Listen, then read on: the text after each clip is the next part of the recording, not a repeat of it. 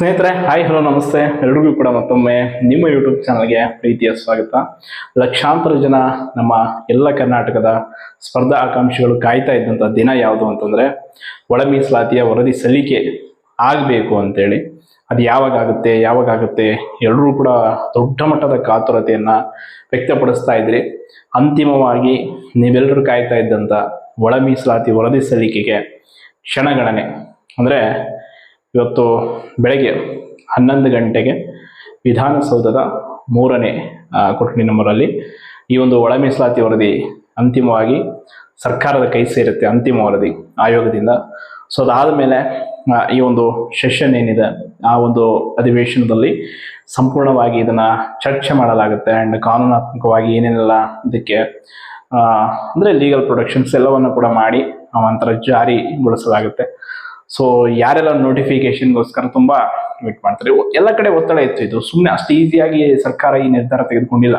ಅವ್ರು ಇನ್ನೂ ಡಿಲೇ ಮಾಡ್ತಾ ಇದ್ರು ಏನೋ ಗೊತ್ತಿಲ್ಲ.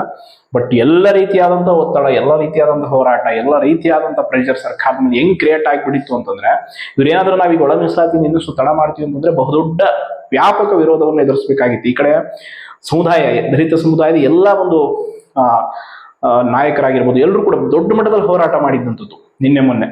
ಯಾವ ರೀತಿ ಅಂತಂದ್ರೆ ಮೆರವಣಿಗೆಗಳು ದೊಡ್ಡ ದೊಡ್ಡ ರೀತಿಯಲ್ಲಿ. ಯಾಕೆ ಅಂತಂದ್ರೆ ನಾನು ಒಂದು ವಿಷಯ ಈ ದಲಿತ ಸಮುದಾಯದ ವಿಚಾರದಲ್ಲಿ ನನ್ನ ವೈಯಕ್ತಿಕ ಮೆಚ್ಚುಗೆ ಏನು ಅಂತಂದ್ರೆ, ಅವರು ಹೋರಾಟವನ್ನ ಯಾವತ್ತೂ ಕೂಡ ಪಟ್ಟು ಸಡಿಲಿಸಲ್ಲ.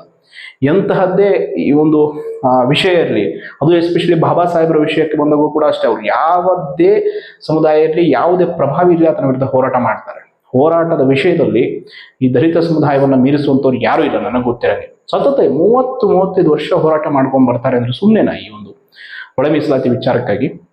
ಆ್ಯಂಡ್ ಫೈನಲಿ ಸರ್ಕಾರ ವರದಿಯನ್ನು ಸ್ವೀಕಾರ ಮಾಡುತ್ತೆ. ಅದಾದ್ಮೇಲೆ ಅದನ್ನು ಎಲ್ಲವನ್ನು ಕೂಡ ವಿಶ್ಲೇಷಣೆ ಮಾಡಲಾಗುತ್ತೆ. ಸರ್ಕಾರದ ಸಚಿವರೇ ಹೇಳಿದಂತೆ ವರದಿ ಸಲ್ಲಿಕೆ ಆದ 20 ದಿನಗಳಲ್ಲೇ ನಾವು ಅದನ್ನು ಜಾರಿ ಮಾಡ್ತೀವಿ ಅಂತ ಹೇಳಿದ್ದಾರೆ. ಅಂದರೆ ಈಗ ಆಗಸ್ಟ್ 4ನೇ ತಾರೀಕು ಇವತ್ತು ವರದಿ ಸಲ್ಲಿಕೆ ಆಯಿತು ಅಂತಂದರೆ ಇನ್ನೊಂದು 20 days ಸೆಷನ್ ಎಲ್ಲ ಈ ಮಂತ್ ಎಂಡಲ್ಲೇ ಅದು ಕಂಪ್ಲೀಟ್ ಆಗುತ್ತೆ. ಇನ್ನು ಸೆಪ್ಟೆಂಬರ್ಗೆ ಹೊಸ ಅಧಿಸೂಚನೆಗಳನ್ನು ನಾವು, ಹೊಸ ನೇಮಕಾತಿ ಅಧಿಸೂಚನೆ ಎಕ್ಸ್ಪೆಕ್ಟ್ ಮಾಡಬಹುದು. ಆಯಿತು, ಒಳ ಮೀಸಲಾತಿ ವಿಚಾರ ಕ್ಲೋಸ್ ಆಯ್ತು ಅಂದರೆ ಇನ್ನೇನಿದೆ, ಯಾವ ಅಡೆತಡೆಗಳು, ಯಾವ ಕಾರಣಗಳನ್ನು ಸರ್ಕಾರ ಹೇಳುವಂತಿಲ್ಲ. ಏನಿದ್ರು ನೆಕ್ಸ್ಟ್ ಸ್ಟಾರ್ಟ್ ನ್ಯೂ ನೋಟಿಫಿಕೇಶನ್ಸ್ ಪ್ರಿಪರೇಷನನ್ನು ಇನ್ನಷ್ಟು ತೀವ್ರಗೊಳಿಸಿ. ಕಾರಣ ಮತ್ತೆ ಅವಕಾಶಗಳು, ಈ ರೀತಿಯ ಅವಕಾಶಗಳು ನನಗೆ ಗೊತ್ತಿರೋಂಗೆ ಸಿಗೋಕ್ಕೆ ಸಾಧ್ಯನೇ ಇಲ್ಲ.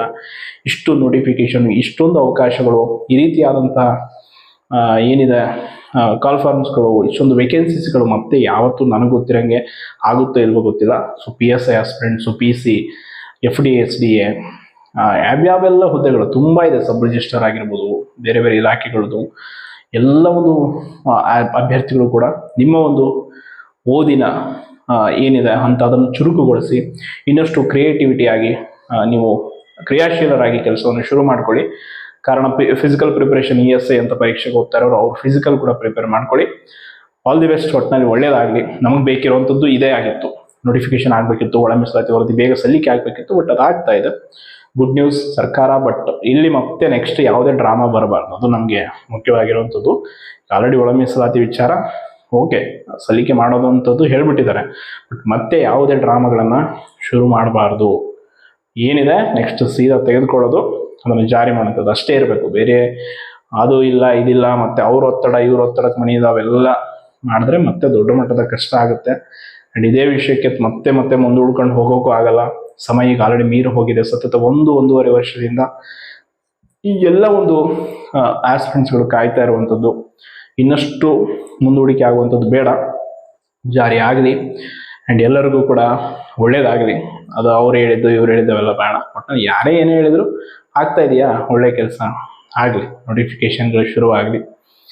ಎಲ್ಲರೂ ಅಂದ್ಕೊಂಡಿರುವಂಥದ್ದು ಕನಸುಗಳೇನಿದೆ, ಆಸೆಗಳು ಬೇರೆ ಬೇರೆ, ನಿಮ್ಮ ಒಂದಿಷ್ಟು ಏನೇನು ಶ್ರಮ ಇದೆ ಆ ಶ್ರಮಕ್ಕೆ ಒಳ್ಳೆ ಫಲ ಸಿಗಲಿ ಅಂತ ಕೇಳ್ಕೊಳ್ತಾ ಧನ್ಯವಾದಗಳು.